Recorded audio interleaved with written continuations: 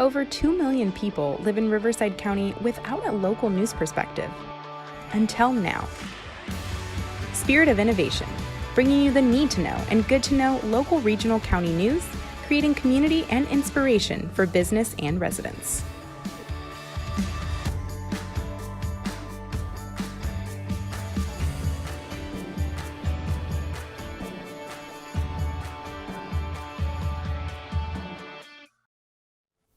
Hello, I'm Gabriela Venturo. Welcome to Spirit of Innovation, nonprofit JDS Creative Academy's local magazine news and information show.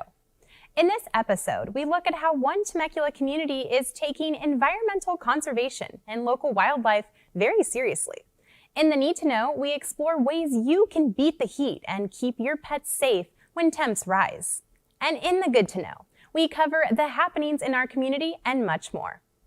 It's exciting to see people socializing again throughout the county. California officially reopened on June 15th, and as we find our way into the new normal, it's a good time to assess how various sectors in Riverside County are bouncing back. When the governor issued the shutdown order last year, many feared economic doom and gloom. However, as California moves forward with reopening, the economy is performing better than expected. So the housing market would be a classic illustration of that, where housing prices have actually grown considerably. We expect nationally, and the same will be true of Riverside County, that the economy will have returned to trend by the end of this year. The fact that the shutdown created a very different type of recession is what's leading us to an unprecedented fast recovery. There wasn't some sort of structural reason for this recession. It wasn't due to some sort of housing balance. It wasn't due to some sort of financial crisis. It was very much a pandemic-induced recession. It meant that the sort of balance sheets of businesses, most households were in pretty good shape. Heavy government spending has also spurred the quick bounce back. But they've poured trillions of dollars into the economy to support people who have been affected by the fallout from the pandemic. What were Riverside County's leading economic sectors pre-COVID, and are they the same post-COVID, or have they shifted? Again, the logistics sector was one of the regional strengths, and that strength only continued during the crisis. So if you were to look at Riverside County generally, there are around about 4% fewer jobs than there were prior to the pandemic, but actually in transportation and warehousing sector, there's been an increase in jobs of 18%. Well, a lot of job growth is occurring in sectors were the hardest hit by the pandemic. So we think particularly about leisure and hospitality. It's a lot of those jobs that were lost are being re-added. Well, it's been a tough year and a half, but we are proving that the tourism industry is resilient. We are bouncing back. We are seeing record sales even at the wineries and a lot of the businesses. While jobs are coming back, some employers are struggling to find all the workers they need. The job force in the hospitality industry has been challenging lately for several reasons. One, for childcare, two, for unemployment, and three, retirement. Some people have decided to do an early retirement after being off. And then four, because they lost their jobs, they decided to go into different careers, different industries. There are a variety of factors which have meant that all the jobs posted are not being filled at present. There are some parts of the labour market that have sort of shifted geographically. So if you were to think of some of the major universities, people who might have been located in the city of Riverside might be back with their parents in some other part of California or some other part of the country. And these students would typically fill jobs in the local economies. Another factor is migration. The federal government has been more hostile, for lack of a better term, or at least it has been for the last 4 years with respect to immigration, and migrants do fill many positions. And then the final factor is unemployment benefits and the leverage that it has given workers to perhaps be a little bit more choosy about returning to the labour market. As unemployment benefits end, there might not be enough jobs to go around. There are fewer jobs in the economy today than there were in February 2020, and getting across the state of California. Hundreds of thousands of workers still out of the labor market is going to be a big challenge when their safety nets start to end. And I think another challenge, I should say, is the housing market. California and Riverside County is not a cheap place to buy a house as it is. If we continue to see the rate of growth that we're seeing, that's obviously going to have an impact on the ability of many families to engage in the housing market. We may face some uncertainty as Riverside County recovers from the shutdown. There are many positive signs indicating we're moving in the right direction. The COVID shutdown affected many different people and sectors in Riverside County. We'll continue to keep you in the know on the recovery process. Now for the need-to-know news and information. Over 2,292,000 vaccine doses have been administered here in Riverside County, and there are currently 68 people hospitalized with COVID. Summer is officially here, and while the barbecues and lazy lake days are fun, living where temperatures exceed 100 degrees can lead to a series of unfortunate events if caution isn't implemented. If you or someone you know struggles to maintain a cool residence, utilize the mini cooling centers available in our county. According to Supervisor Chuck Washington of District 3, there are 48 cool centers open to the public with plans to expand to 60. The centers span across the county from Louis Rubidoux Library in Jurupa Valley all the way to the Coachella Senior Center, and they're free to use. We have a link to find the closest one to you on our website. Naturally, as the temperatures continue to heat up, pool days become a regular activity for family fun, and safety awareness becomes more important than ever. Last year, CAL FIRE Riverside County responded to more than 80 drowning calls, which could have been prevented by following the ABCs of pool safety. A is for active adult supervision. Never leave a child unattended. B is for pool barriers or fencing, which is so important to have in place when young children are present. And C is for classes. It's very important that all kids learn how to swim. A few more pointers to keep in mind. 1, teach children to stay away from drains inside pools and spas. Hair and swimsuits can become trapped. 2, never rely on water wings, noodles, or any other pool floaties to keep your children safe. And 3, know how to perform CPR. We also have to remember that temperatures in cars during the summer months can reach up to 150 degrees. According to the city of Riverside, heat stroke is the leading cause of non-crash vehicle-related deaths for children under 15. Keep your children safe and be sure to look before you lock. ACT is an acronym that will help you save a life. A, avoid heat stroke by never leaving your child in a car, even for just a few minutes.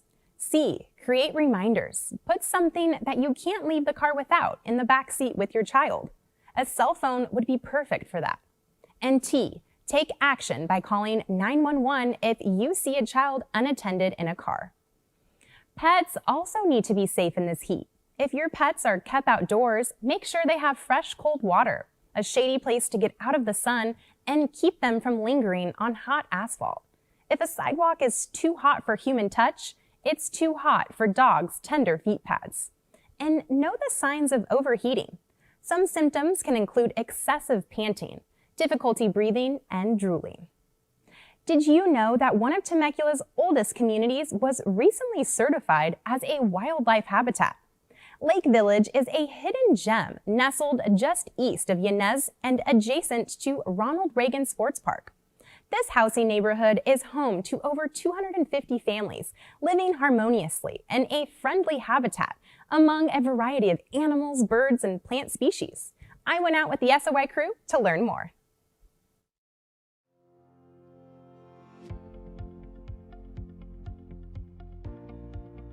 There are 5 elements that go into making a wildlife certified habitat, and the first is food, water, shelter to protect the animals from the climate as well as predators, and a place to have their young. And so that could be mature trees like we have here, nesting boxes.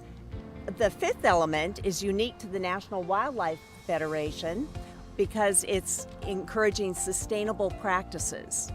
meaning that you conserve the soil, the water, you control invasive species, eliminating the use of chemicals in your fertilizers and pesticides.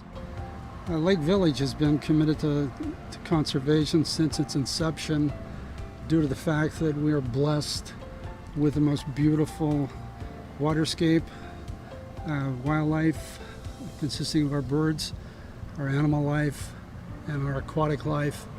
And so we treasure them, and we want to retain that beauty through the times of our grandchildren coming on scene. We have such a plethora of animals that come and visit the lake. We get Canadian geese that come visit us. Sometimes in May, around May or June, we get a flock of pelicans that land on the lake and come hang out. It always seems like it's the same flock of pelicans that join us. Normally, we always have ducks. We have coots. We have the great white egret. We've had some swans. We have turtles. We even have a koi fish that likes to kind of hang out there. It's a wonderful opportunity to see a bunch of wildlife and offer that opportunity to a lot of our residents and the children in the neighborhood. That's cool. I really like the pelicans. Can you tell us about the partnership? It's very good to associate with the experts that we have in the communities. We want to reach out to all the persons who have expertise to help us learn, because we are by no means experts on this. We're still learning. We're reaching out to the Boy Scouts first of all, and then also to the Temecula Valley Garden Club, and a call has been given to the Audubon Society. Once we have all of those together, we'll have quite a group of people we're working with. The Boy Scouts are looking for Eagle Scout projects, and then the younger Scouts are looking for a place to utilize for education purposes. That'll afford them and affords us an amazing opportunity. We want to use the habitat as an educational tool for our surrounding community and our members at large here. What a little gem in the middle of the city. Environmental conservation begins with each of us. Learn more on our website. Here to help me share more good-to-know happenings is Spirit of Innovation pre-apprentice Aaron Forrest. Thanks, Gabby. Speaking of environmental opportunities, in Riverside, Keep America Beautiful, a nonprofit dedicated to safer, cleaner communities, gives residents the chance to adopt a street. Have your name hung proud by volunteering to clean up a street 6 times a year or sponsoring the work with an annual donation of $500. Your contribution will support the Volunteers of Ability Counts, a nonprofit that assists individuals with vocational disabilities. Another nonprofit making a splash in our county is SWAG, the Social Work Action Group. They are on a mission to get the homeless off the streets and pointed in the right direction. Their motto, "Give a hand up, not a handout," is really proving to be true. Since their incorporation 3 years ago, the organization has helped over 2,600 people. Are you struggling to get back on your feet after COVID and need to get caught up on bills? Thankfully, Riverside County residents can still apply to United Lift, where qualified renters can receive up to 12 months of past due rent and utility bills. Eastern Municipal Water District is also helping customers who are dealing with financial difficulties through their program Help to Others. The program will be for low-income customers who are having trouble paying for their water bills. Are you looking to start a business or expand? The County of Riverside is offering business assistance. The NOW program helps with things like permit assistance, financial resources, and even hiring and training. A recent graduate of Lakeside High School, Rowan Howell, left a big impact on campus. After a year of online education, she knew that some of her classmates needed emotional support. This is when Howell, with the help of staff, launched Let's Talk, an after-school Zoom room that allowed students to express their feelings and frustrations, all under the guidance of district social workers. Rowan isn't the only one looking to help others. 3 Temecula students set out to support essential workers by providing them a sanity bag filled with goodies from local businesses. This deed was a part of the Temecula Cares effort the city is encouraging residents to be a part of. The Marietta Library is offering take-home kits for adults and teens with disabilities. The kits accommodate unique interest and ability levels. Register via the email on screen. Also in Marietta, a former Vista Marietta student, Michael Norman, will be competing in this summer's Olympics after he was crowned the U.S. men's 400-meter title at the 2020 Olympic trials that couldn't proceed due to COVID. We will be cheering on the Rivco native on July 23rd. Get ready for live sports and events here in Riverside County. The Coachella Valley Arena had been approved 5-0 by the Riverside County Board of Supervisors and is set to break ground soon with its first event in fall of 2022, professional hockey. On top of providing entertainment, the venue will be hiring to fill over 1,500 jobs. Speaking of entertainment, the City of Marietta's brand new state-of-the-art Town Square Amphitheater will premiere with their concert in the Park series. This Saturday, July 10th, John Demp's Full Effect Band will be taking the stage at 6 p.m. Don't worry, there will be plenty of space as the amphitheater can seat up to 750 attendees and hold up to 5,000 people when including grass areas. Or if you prefer watching films, several cities around the county are hosting Movies in the Park. The city of Marietta, Menifee, Lake Elsinore, and Temecula. In-person acting classes are back at JDS Actors Studio. In August, they begin their industry workshop program, introducing new actors to agents and managers. If you're looking to break into Hollywood, this just might be that opportunity for you. The Creative Academy is also gearing up for fall classes, including musical theater, fashion design, script writing, and backstage production. If you've been following us on social media, then you've seen our contest offering a chance to win free airfare for 2 people and a 2-night hotel stay. And we have a winner. Congratulations to Alyssa Harmon. Enjoy your trip courtesy of Spirit of Innovation. Be sure to enter our next contest for a chance to win another amazing vacation opportunity. Good luck. We also want to give a special shout out to the Temecula Valley Women's Club for their sponsorship of our 2021 Creative Academy Summer Camp. It was a wonderful success. In just 2 weeks, 10 campers, led by our industry professionals, improv'd a script based on a fairy tale. They built sets, props, and costumes, and performed in front of a live audience in just 10 days. It was fantastic. Thank you, Temecula Valley Women's Club. Check out our website to learn more about all the links we mentioned in our Good to Know happenings. Thank you for joining us for this episode of Spirit of Innovation. Tell your friends about us. You can find us on Rivco TV, local Marietta and Temecula stations, and YouTube. Be sure to follow us on social media using the hashtag JDSFamily to keep up with everything that's happening here in the studio and in Riverside County. Don't miss our SOI training crew on radio station 102.5 The Vine with the JDS Creative Academy news update 7 days a week, 3 times a day. Starting in August, we will have the full SOI crew back in studio, so stay tuned for some weekly SOI updates coming soon. Also, we love hearing from you, so let us know if there's a Riverside County issue or event that you want us to cover or have feedback about. We will be back with a new episode on August 25th.